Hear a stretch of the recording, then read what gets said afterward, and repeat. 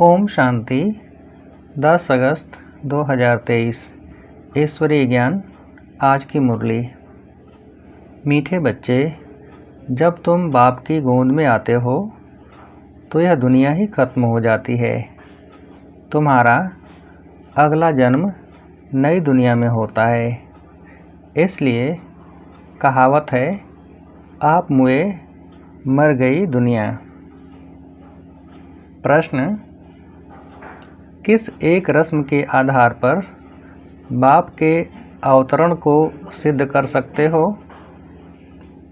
उत्तर, भारत में हर वर्ष पितृ खिलाने की रस्म चली आई है।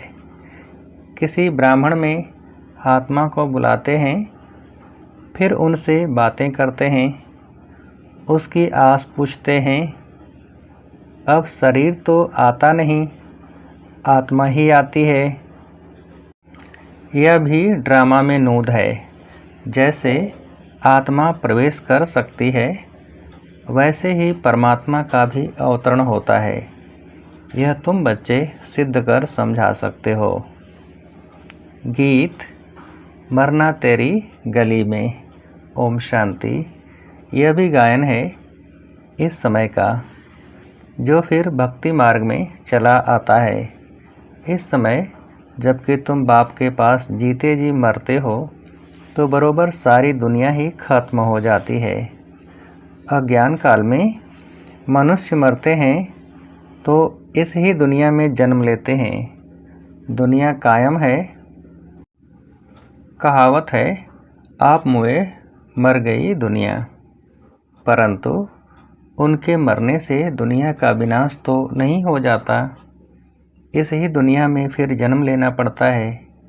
तुम मरेंगे तो यह दुनिया भी खत्म हो जाएगी। तुम जानते हो, हम फिर नई दुनिया में आएंगे।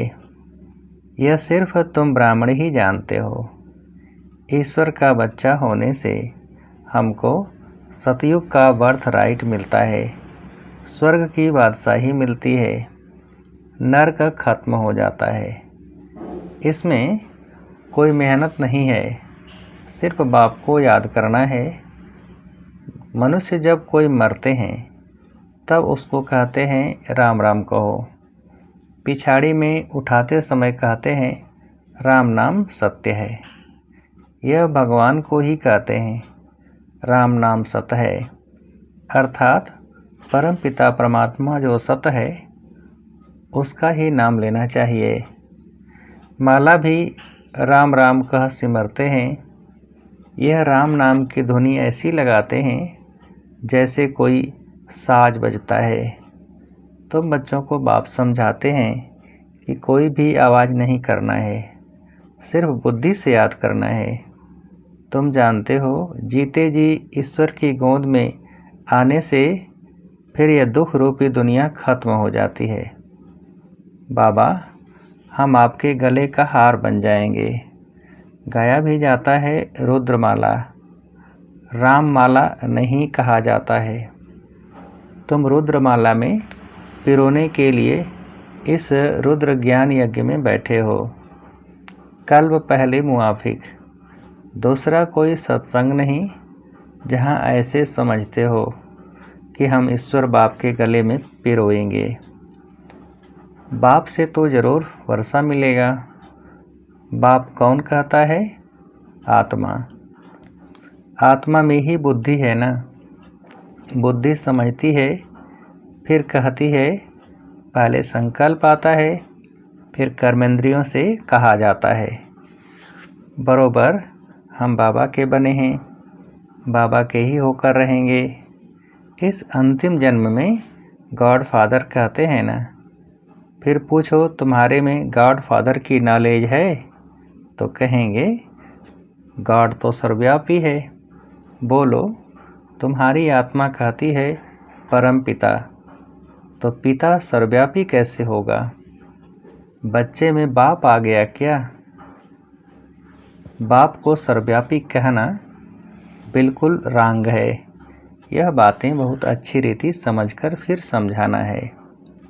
रुद्र ज्ञान यज्ञ तो मशहूर है।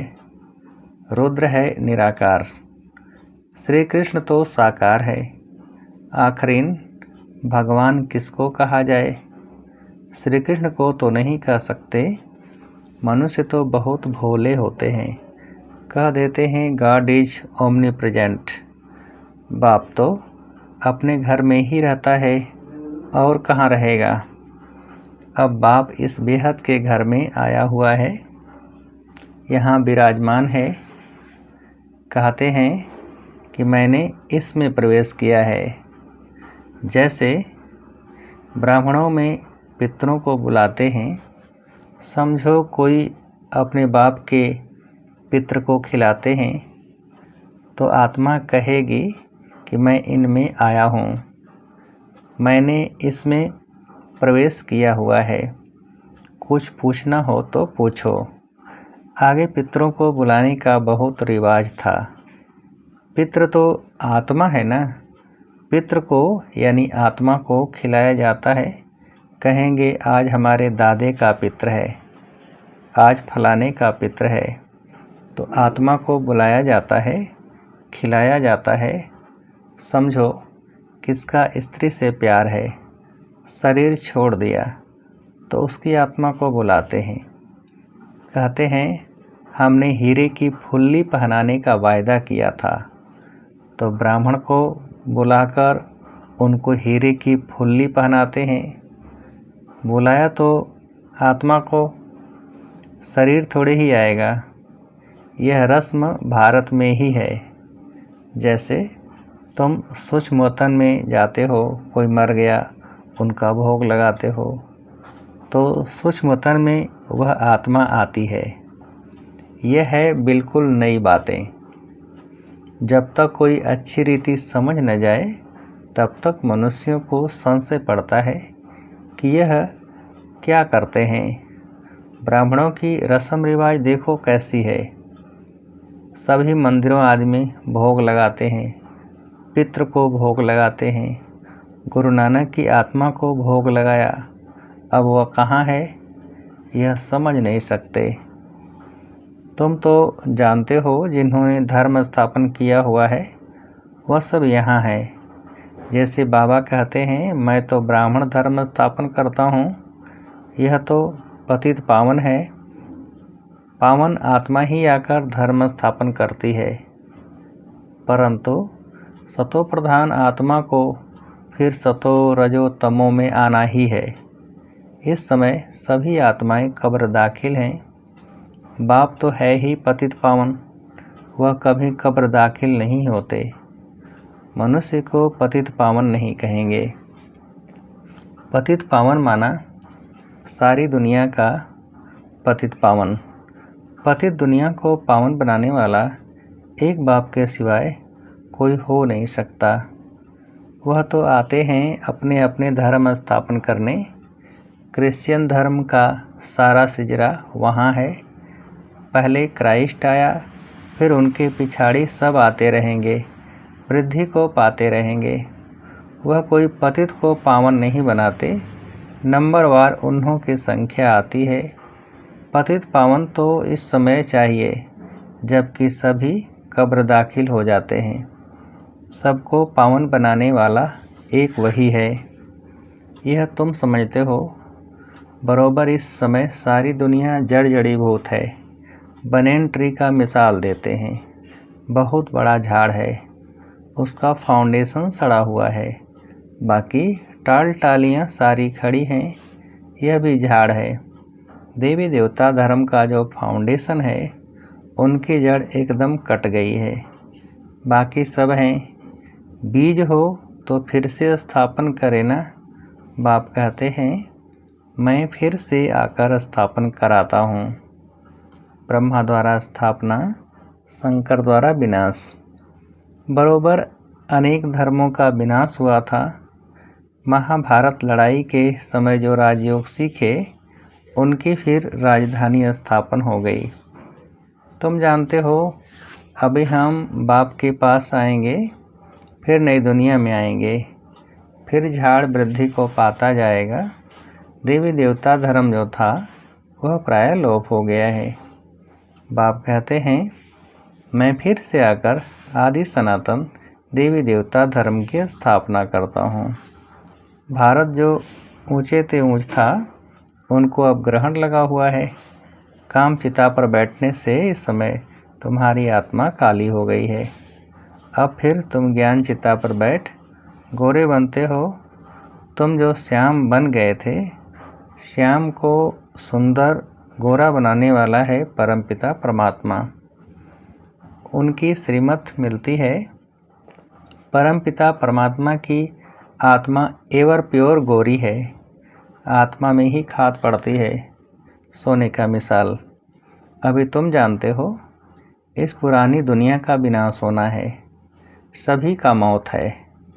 फिर तुमको कहने वाला कोई नहीं रहेगा कि राम राम कहो। अब देखो, नेहरू मरा तो उनकी राख को सब जगह गिराया, समझा अच्छी खाद मिलेगी। झाड़ में कीड़ा आदि पड़ जाता तो उसमें राख डालते हैं। अभी इस सारी पृथ्वी को कितनी राख मिलेगी।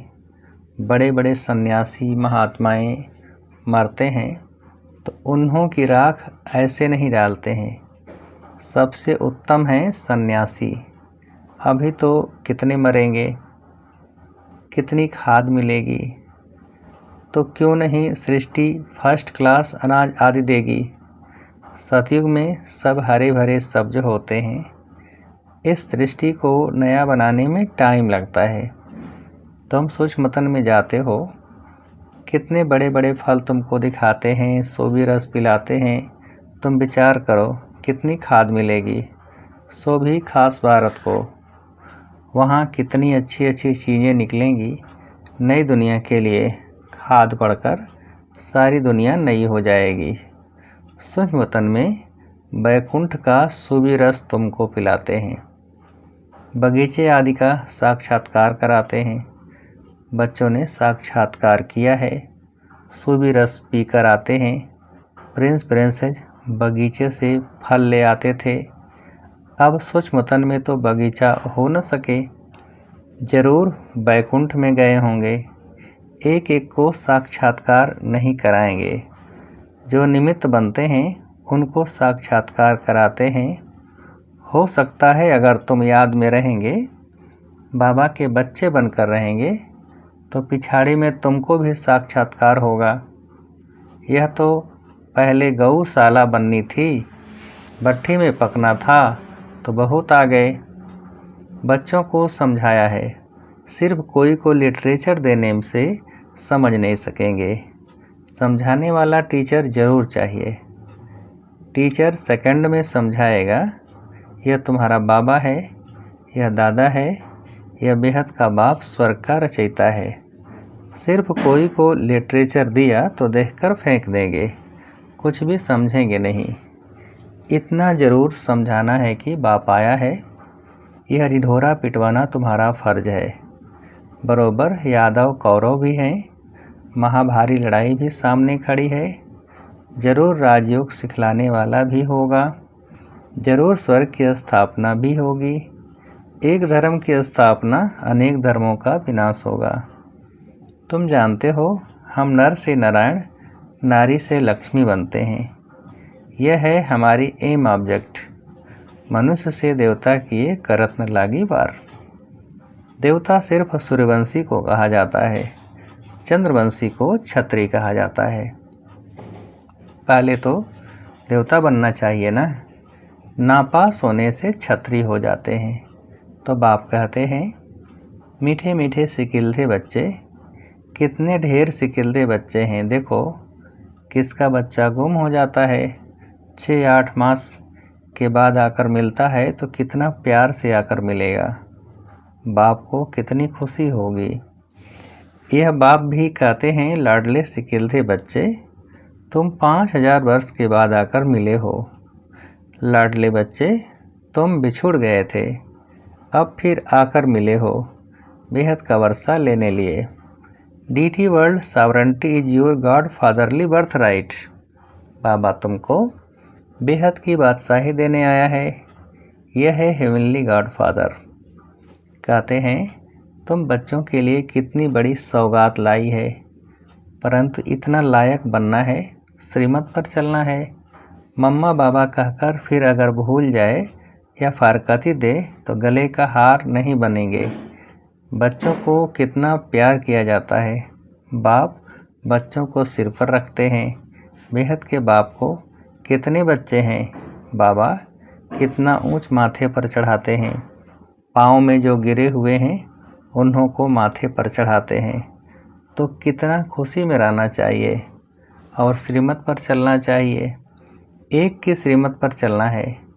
अपनी मनमत पर चला तो यह मरा।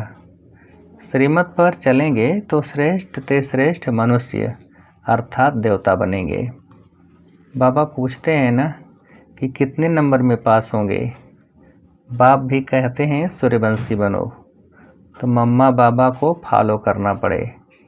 आप समान स्वदर्शन चक्रधारी बनाना है। शिव बाबा के आगे ले आते हैं तो बाबा पूछते हैं कितने को आप समान बनाया है। कितने मज़े की बातें हैं, तुम ही समझ सकते हो, नया कोई बिल्कुल ही नहीं समझ सकेगा कि यह कोई मनुष्य से देवता बनने की कॉलेज है। कोई को तो 7 रोज़ में बहुत अच्छा रंग चढ़ जाता है, कोई को बिल्कुल नहीं चढ़ता। बहुत मेहनत करनी पड़ती है।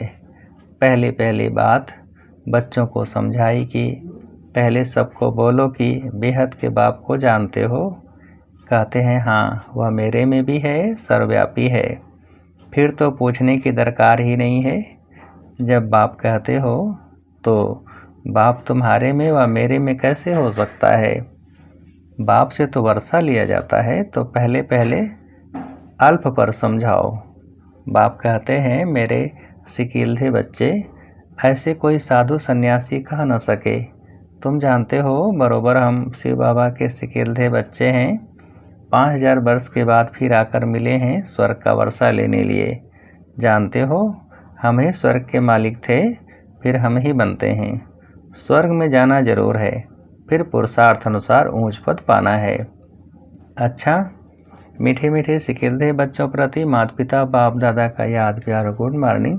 रूहानी बाप के रूहानी बच्चों को नमस्ते। हम रूहानी बच्चों की रूहानी बाप को नमस्ते। धारणा के लिए मुख्य सार। पहली पॉइंट, माता पिता को फॉलो कर आप समान बनाने की सेवा करनी है। सुदर्शन चक्रधारी बनना और बनाना है। दूसरी पॉइंट, बाप के गले का हार बनने के लिए बुद्धि से बाप को याद करना है, आवाज़ नहीं करनी है, याद की धुन में रहना है। वरदान, देह अभिमान के त्याग द्वारा सदा स्वमान में स्थित रहने वाले सम्मानधारी भव।